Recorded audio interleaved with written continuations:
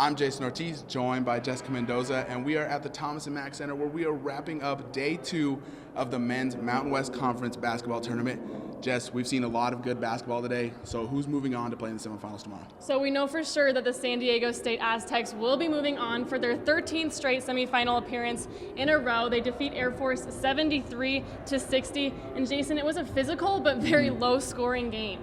Yeah, and if you looked at the way that San Diego State has been playing, that's been their MO. You start off the game slow, and then you come in the second half, and you just put on a show.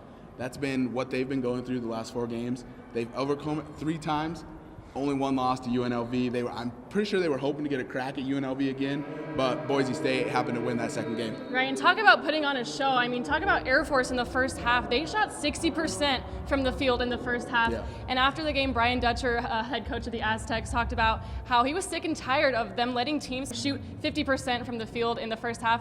So he joked about, okay, we're going to go ahead and let them shoot 60% from the field. But they found a way to come back, shut them down a little bit in the second half, and obviously it all worked out for them in the end. Yeah, Malachi Flynn, obviously Mountain West Player of the Year for a reason. He put on the show in the second half, right? And none other than Ryan Swan going down with about 10 minutes left to go with his 5th foul. I'm pretty sure that is what finally put the dagger in Air Force when their big senior big man couldn't keep going. Absolutely. Well, let's talk about game 2 today. We had UNLV against Boise, and that was a good one. Boise ended up coming out with a win, 67-61. What did we see in that one today? Yeah, we saw a very low-scoring game. It was pretty sloppy to start off, a lot of turnovers, but pretty good defense from both ends. The UNLV fans couldn't really get into it because their team couldn't get on a roll. They were playing without Elijah Mitru-Long, who was their 6th man coming off the bench all year, went down with a knee injury earlier this week. And I think that kind of played in a factor where UNLV couldn't really get into a rhythm. Absolutely, but the cool thing about Long being out was I was sitting right behind the bench, and you could see how much and how badly he wanted this for his team. Although he's not going to be playing anytime soon, he was in that. He was in every huddle trying to help out his teammates as much as he could. But at the end of the day, I mean, the Broncos held the Rebels to a season low 31% from the field, so they were just not able to get it done today. Yeah, and Justinian Jessup had probably a really good game for how low scoring the game was. He was knocking down big shots when they needed him. He wasn't knocking down all the threes he's been knocking down all year, but when he needed those big shots, he was there to make them. Right, and today's game was especially physical between those two. Yeah. I mean, each team had a player foul out pretty early on, and we did see 2 technicals in that game as well. Yeah, and you got to talk about Derek Alston, who's usually a big presence down low. He couldn't seem to finish at the basket. He was getting flustered. He got a big finish, got a big dunk. Mistake, he jumped down and stared it down. One of the UNLV players flexed on him a little bit. Ref gave him a tee, and that kind of turned the momentum back to UNLV, who started to go on a run. Right, and if we're talking about turning the momentum, we got to talk about the game that just wrapped up. It was a heartbreaker for New Mexico as they just fell to Utah State by 5 points, 75-70. This game was tied 8 times, and UNM looked like they were going to steal this one. What happened in this game today? So first off, we're going to start off. Utah State did not have a point guard. Sam Merrill was playing point guard for most of the game. Right. Abel Porter not being able to go. He tried for the first 2 minutes. He asked the coach to be taken out. And then it kind of messed with their rhythm. They got to a big lead, but like New Mexico's done all year, they came crashing down on you. Credit to all the New Mexico fans that showed up.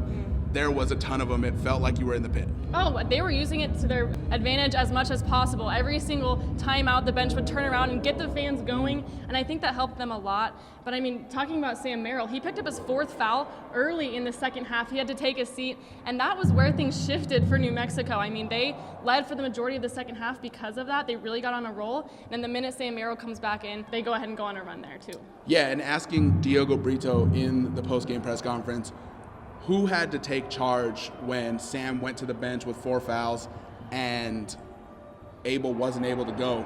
They had to put in a true freshman to start at point guard. And Diogo was like, I was going to take some of that stress off of him and get going.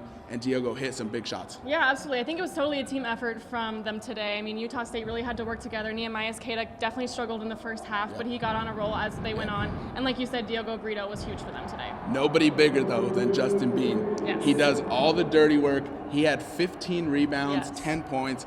a huge double-double, a guy that flies under the radar.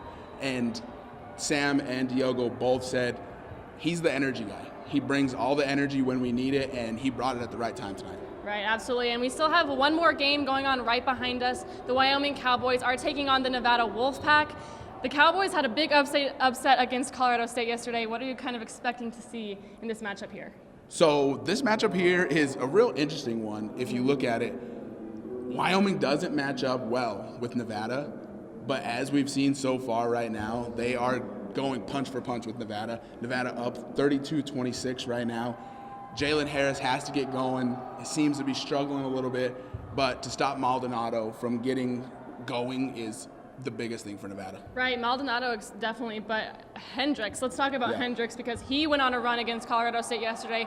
He's basically the reason why the Rams are not in this quarterfinals today. So it's going to be an interesting matchup, but if we can see Wyoming go ahead and get another upset and make it to the semis, it'll be huge. Yeah, and then that will lead to being one of the weirdest semifinal games. I think we'll see a Wyoming-Utah State matchup would definitely interest a lot of people. But you got to look at Hunter Thompson. He's probably the biggest player on the Wyoming roster at about 6'8", 6'9". A lot of these teams have 7-footers, and it's going to be hard for him to continue playing on. Absolutely. I think you have a good point there. Well, Jayson and I will continue to keep updating. We will be here back at the tournament tomorrow with all the coverage you need to know. Signing off for CTV Sports, I'm Jessica Mendoza. And I'm Jayson Ortiz.